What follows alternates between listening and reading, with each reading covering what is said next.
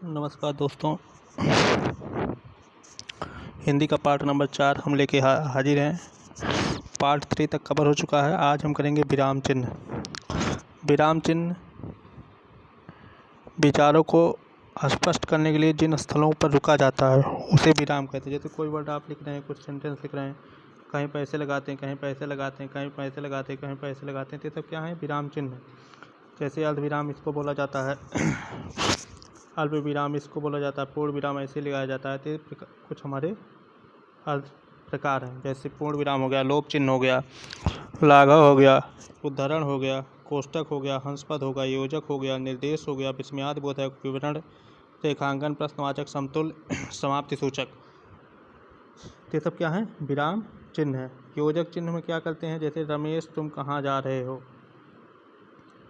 रमेश, योजक चिन्ह क्या होता है? ये होता है तुम कहाँ जा रहे हो। इस प्रयोग संवादों के लिखने या कहने के लिए बोलने बताने शब्दों के बाद किसी प्रकार की सूची से पहले किया जाता है। जैसे रमेश तुम कहाँ जा रहे हो, रमेश के बाद क्या लगेगा?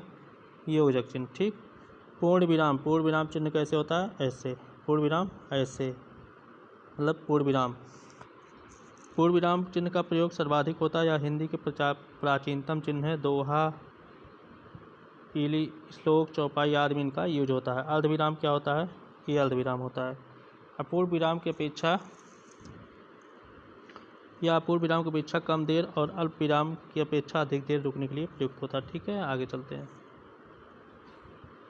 अल्प विराम ये चिन्ह होता है। इसका प्रयोग अर्धविराम की तुलना में कम देर रुकने के लिए किया जाता है। जैसे कम देर अगर रुकना है तो अल्प विराम का प्रयोग करेंगे। ठीक है, जैसे नहीं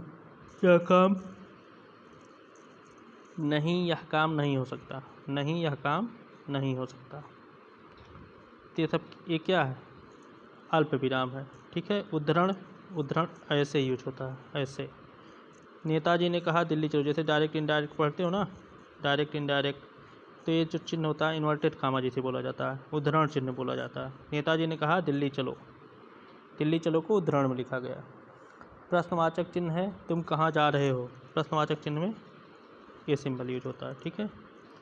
विस्मयादिबोधक चिन्ह, जहाँ विस्मय हो, हर्ष हो, आश्चर्य हो, घृणा का बोध कराने के लिए अतिशयोक्ता हो, ये सब विस्मयादिबोधक के अंतर्गत आते हैं। जैसे अरे यह मर गया, शोक, महाशोक, वाह आप यहाँ कैसे पधारे, ये सब विस्मयादि चिन्ह है।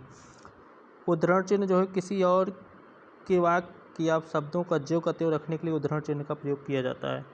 या वाक्य में किसी शब्द पर विशेष जोर देने के लिए उद्धरण चिन्ह का प्रयोग किया जाता है। तुलसीदास ने कहा जैसे रघुकुल रीति सदा चली आई, प्राण जाए पर बचन न जाई। तो ज्यों का त्यों रखने के लिए या किसी शब्द पर विशेष जोर देने के लिए इसका प्रयोग किया जाता है। ये रामचरितमानस का एक अनुपम कृति है। ठीक है, आगे चलते हैं। हंसपद क्या होता है? जब वाक्यांश के बीच में कोई शब्द छूट जाए तो हंसपद चिन्ह लगाकर उसे पूरा करते हैं। जैसे ए वाला चिन्ह, कहीं तुम लिखते हो ना, लिखते रहते छूट जाता तो तुम ऐसे लगा कि यहाँ लिखते तो ये होता है हंसपद। ठीक। रेखांकन, वाक्य महत्वपूर्ण शब्द के साथ चिन्ह का प्रयोग किया जाता है। जैसे गोदान, गोदान मुंशी प्रेमचंद की सर्वश्रेष्ठ के तहत, गोदान सर्वश्रेष्ठ के तहत इसको रेखांकन चिन्ह बोलते हैं। लाघव चिन्ह जैसे लिखते नहीं, तुम लिखते हो ETC, इंग्लिश में लिखते हो। ठीक। जैसे VDO ऐसे लिखते हो ना। ये वाला जो चिन्ह है ये क्या है? लाघव चिन्ह। संक्षिप्त रूप, लोप पद, जैसे जब वाक्य अनुच्छेद में कुछ अंश छोड़कर लिखना हो वहाँ लोप पद होता है। जैसे रघुमन रहमन पानी राखिए, अब डाट डाट डाट, ये क्या है? लोप पद का यूज है।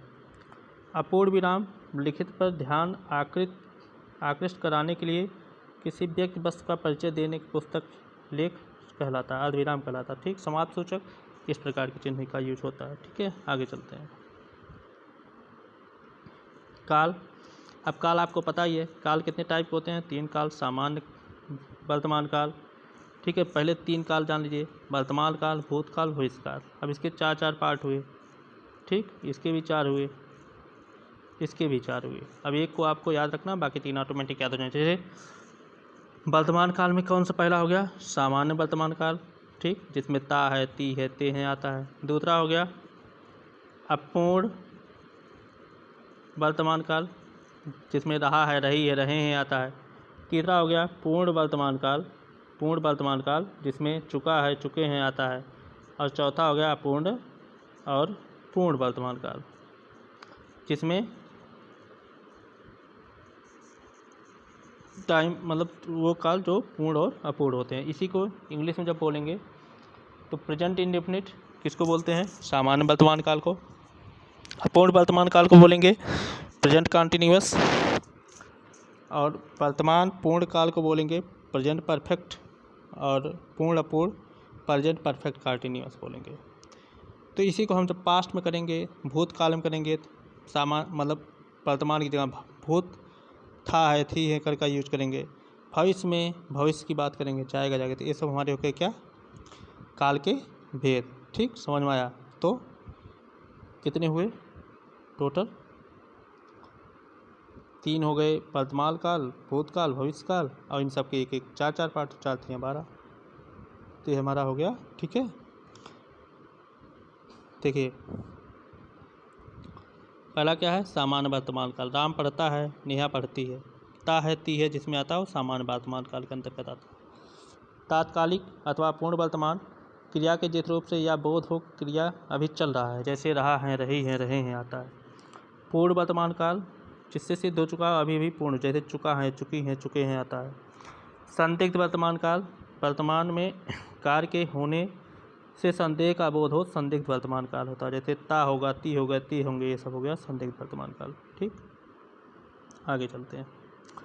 संभाव्य वर्तमान काल, जहाँ काल में कार्य के पूरा होने की संभावना हो, वर्तमान में काल की कार्य होने की संभावना हो, वहाँ सामान्य वर्तमान काल होता है, ती है, ते हैं, ये सब। ठीक है, भूतकाल के प्रकार सामान्य भूतकाल, था है, थी है, थे हैं, जो भविष्य भूत में हुआ है। आसन्न भूतकाल, आसन्न भूतकाल होता है क्रिया अभी कुछ समय पहले ही पूर्ण हुई है, अर्थात क्रिया के व्यापार का समय आसन्न निकट समझा जाए, वहाँ आसन्न भूतकाल। जैसे मैं खाना खा चुका हूँ, मतलब अभी जस्ट उसने खाना खाया है, तो क्या हो गया? आसन्न भूतकाल। मोहन घर गया है, अभी जस्ट गया होगा। पूर्ण भूत, वह खाना खा चुकी है। ठीक है, ये सब है हमारा आसन्न भूतकाल। लेकिन पूर्ण भूतकाल बीते हुए समय में कार्य की समाप्ति का पूर्ण बोध हो, वहाँ पूर्ण भूतकाल होगा। जैसे चुका था, चुकी हैं, चुके थे। मोहन घर जा चुका था, राधा गीत जा चुके थे, हो गया पूर्ण भूतकाल। अपूर्ण भूतकाल जैसे वही रहा था, रही थे, रहे थे। मोहन घर जा रहा था, राधा गीत गा रही थी, वे लोग जा रहे थे, हो गया अपूर्ण भूतकाल। संदिग्ध भूतकाल होता है बीते हुए समय में कार्य पूर्ण होने या ना होने में संदेह, वहाँ संदिग्ध भूतकाल होता है। या होगी, ही होगी, ये होंगे, ये सब। मोहन घर गया होगा, राधा गीत गाई होगी, ये लोग घर गए होंगे, तो हो गया संदिग्ध भूतकाल। हेतु हद भूतकाल क्या होता है? क्रिया के जिस रूप से यह ज्ञात हो, क्रिया भूतकाल में होती किंतु किसी कारण से नहीं हुई। ता, ती, ते, जैसे मोहन जाता, राधा गीत गाती, पर हुई नहीं, करता लेकिन हुई नहीं। वे लोग पुस्तक पढ़ते, यदि वह पढ़ता तो परीक्षा में उत्तीर्ण हो जाता। तो ये हो गया हेतु भूतकाल। भविष्यकाल, आने वाले समय में होने वाली क्रिया को भविष्यकाल कहते हैं। जैसे भविष्यकाल 3 प्रकार का होता है। ठीक, पहला है सामान्य भविष्यकाल। क्रिया के जिस रूप से यह पता चले क्रिया सामान्य भूतकाल में होगी, गा, गी, गे, मोहन घर जाएगा, राधा गीत गाएगी, वे लोग हंसेंगे, सब। संभाव्य भविष्यकाल, जो क्रिया के भविष्य में होने की संभावना हो, संभव हो कि राम पढ़े, शायद वह लोग आएँ, शायद नेहा गीत गाए, शायद आज रात वर्षा हो, ये सब क्या हो गए? संभाव्य भविष्यकाल। हेतु हद भविष्यकाल होता है क्रिया वह का वह रूप जिससे भविष्य में एक क्रिया का होना दूसरी पर निर्भर हो, वो सब क्या है? हेतु मत भविष्यकाल।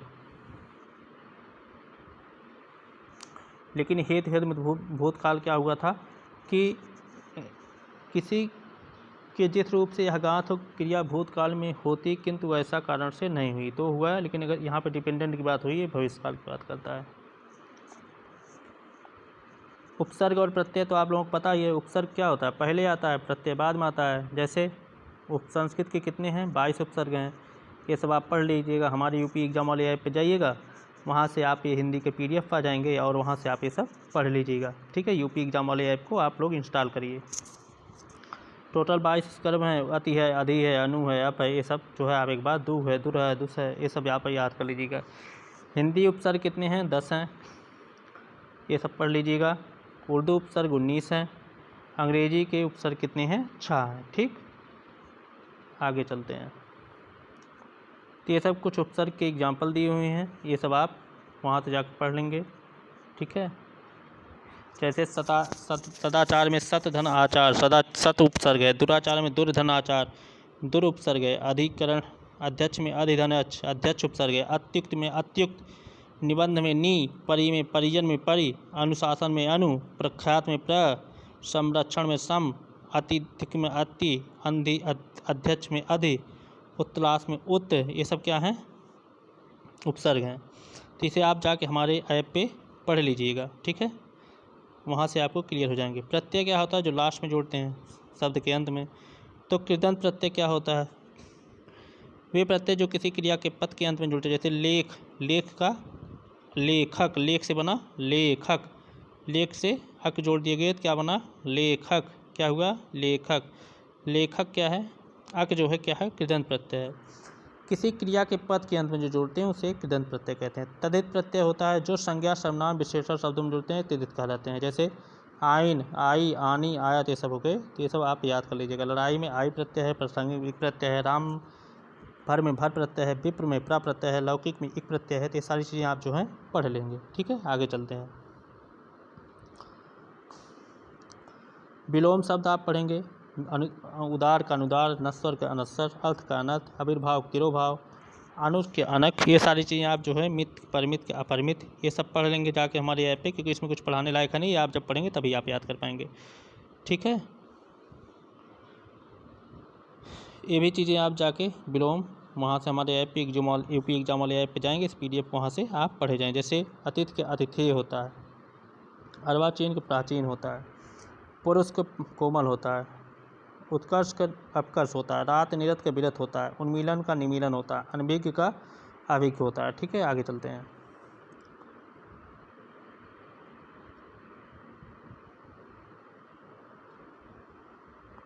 गणतंत्र का राजतंत्र होता है, अचल का सचल होता है, हे का गाय होता है, दीर्घाय का कुशका श्रव्य का, वाच होता है, भूगोल का खगोल होता है, यथार्थ का कल्पना होता है, संकीर्ण का विस्तीर्ण होता है। ठीक है, आगे चलते हैं। कारक, कारक कितने प्रकार के होते हैं? 8। ठीक, जैसे कर्ता कारक, कर्म कारक, करण कारक, संप्रदान कारक, अपादान कारक, संबंध कारक, अधिकरण, संबोधन। कर्ता ने कर्म को करण से के द्वारा संप्रदान के लिए, अपादान से अलग होने के अर्थ में, संबंध का कीरे रारी, अधिकरण में संबोधन है अरे हो। ठीक है, तो कारक के आधार वाक्य जिस शब्द का संबंध क्रिया से उसे कारक कहते हैं। ठीक है, ये चीज़ आप याद रखेंगे। कर्ता कारक की क्या पहचान होती है? कर्ता ने, ना वर्ड आएगा, वाक्य वह संज्ञा सर्वनाम के पद जो क्रिया करने वाले का बोध कराते हैं उसे कर्ता कारक कहते हैं। कर्ता कारक का विभिन्न विभक्त चिन्ह या कारक चिन्ह ने होता है। कर्ता कारक के साथ में ने विभक्त चिन्ह का प्रयोग होता है। जैसे राम ने रावण को मारा, लड़की स्कूल जाती है, ये सब क्या है? कर्ता कारक के उदाहरण है। भूतकाल में अधिक क्रिया के कर्ता के साथ में ने परसक नहीं लगता, जैसे वह हंसा। ठीक, वर्तमान और भविष्यकाल की क्रम क्रिया कर्ता के परसक प्रयोग, कर्ता के साथ परसक का प्रयोग नहीं। वह फल खाता, वह फल खाएगा, ये सब देखिए विशेष के अंतर्गत आएंगे। इसे आप जाके एक बार हमारी PDF को पढ़ लीजिएगा। कर्म कारक क्या है? कर्म में को कर्म के साथ होता है। मोहन ने सांप को मारा, माँ बच्चे को स्कूल सुला रही है, लड़की ने पत्र लिखा, ये सब क्या है? कर्म कारक के उदाहरण है। करण कारक, कर्ता ने कर्म को करण से संज्ञा आदि शब्दों के जिस रूप से क्रिया के करने के साधन का बोध हो, अर्थात जिसकी सहायता से कर्म कार्य संपन्न हो।